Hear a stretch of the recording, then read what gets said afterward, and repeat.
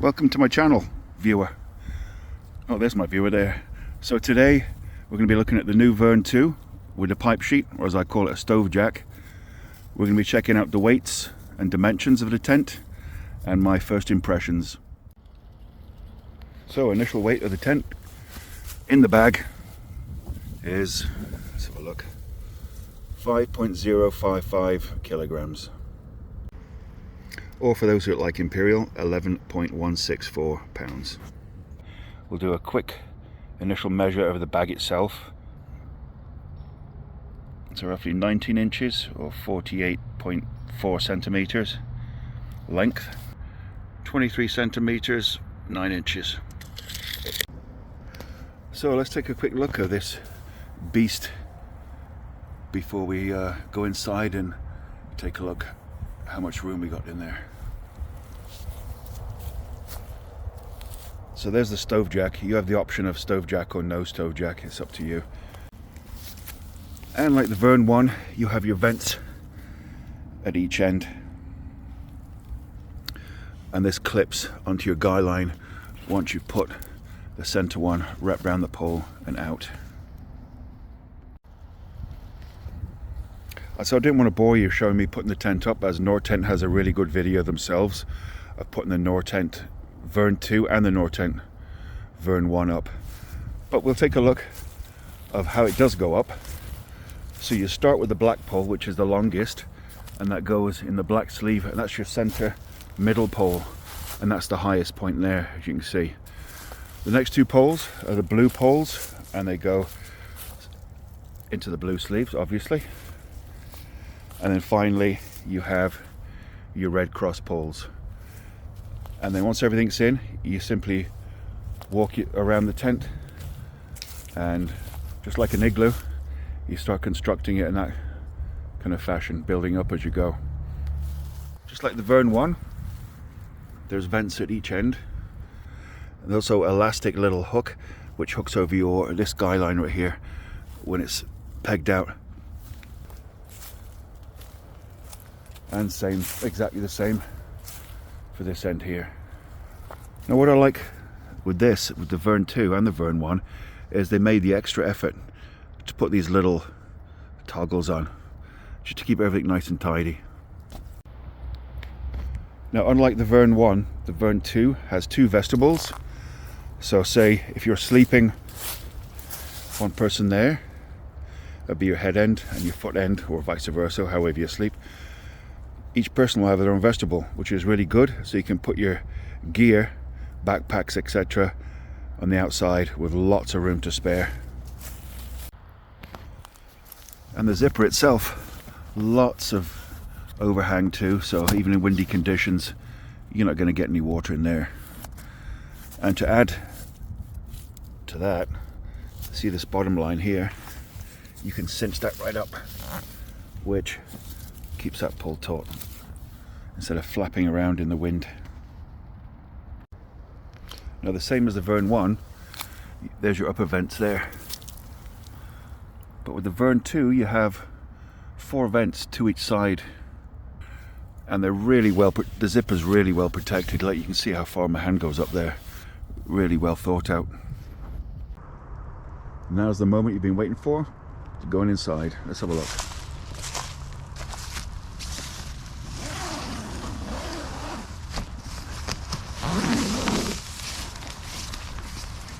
Now another great feature with the Vern series of tents, you have this little clip, which you can pop it on there, and also I'll show you on the inside, you have these little toggles. So there's 3 points where you can actually keep the door secured when you need some fresh air.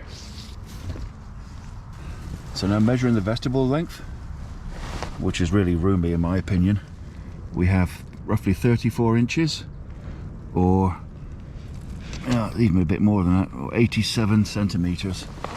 So well impressed with that. Now vestibule corner to corner, we're looking at 208 centimeters or 82 inches roughly. Nortent has all the stats. These are just my rough measurements as I'm sitting in here. Another point I should make about the vestibule is if you come in with wet clothes, you can easily get changed in there. Like I say, I've already mentioned I'm 6'2", so even somebody bigger than me can comfortably get out the wet clothes and get into a nice dry, warm, safe tent. Now for room inside, I've got two really big mats. This first big one is a Trekology UL 140, and that's about 5 inches tall with measurements of 73.2 length and 29.9 inches wide, and both mats fit really well. Can't complain. Now this is where you get to see my ugly chops. So I'm 6'2". I'm sitting not even in the middle at the highest point, and you can see I'm sitting up with my back really straight, and my head is not touching whatsoever. If I sit in the middle, let's try move back. Now I'm sitting on the shorter mat, but yeah, I've got a good, let's have a look, good hand width above my head. Next measurement is the width, and that's around 55 inches or 139.75 centimeters. So as I mentioned, I'm about 6'2". I got the top of the Trekology UL 140 at the top, but I still have a good few inches at the bottom, so lots of room for me. 4 pockets, 1, 2, very generous pockets as well, 3 and 4. Some people don't like these type of doors, but I actually prefer this way than the 2 separate doors with a zipper in the middle. It's just personal preference, I guess. It's got 2 washing lines, 1 for each person, which is a really nice feature, and the little center hook for hanging up your light. That little Sea to Summit carabiner didn't come, but it fits perfect there. Now looking outside to the other vestibule, tons and tons of space to cook. Tons of space. And what I like about the Vern too is there's the vents at the end, so when you are cooking you don't got to crack open the door, because that's a lot of air coming in there, and also there's air coming in underneath. So what are my thoughts? Well, the tent I had before this was a Sierra Designs 3-person stretch stone expedition tent, and I've used that in mountainous snowy conditions, and that fared well. But I really like these type of tents with the exoskeleton, because putting a fly sheet on over a tent when the weather's already hitting it is just, in my mind, asking for disaster, because your innards are getting soaking wet. So I really like this idea. Well, that concludes my initial look at the new Vern 2. I'm very impressed with it. I mean, look, you see for yourself. Everything looks really well done.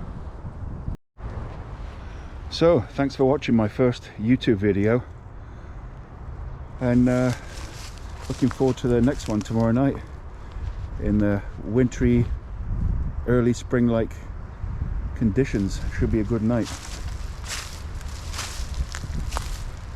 Any questions or comments, leave them, you know where to leave them. And if you like this video, do the old thumbs up and subscribe thing. If you didn't like it, tell me why, and I'll see if I can do a better job next time. But thanks, see you in the next one. Bye. As we head into your weekend, we're tracking in some rain and snow squalls right across southern Ontario, including the GTA, and some very strong winds for your day Sunday, with some colder temperatures feeling a lot more like winter.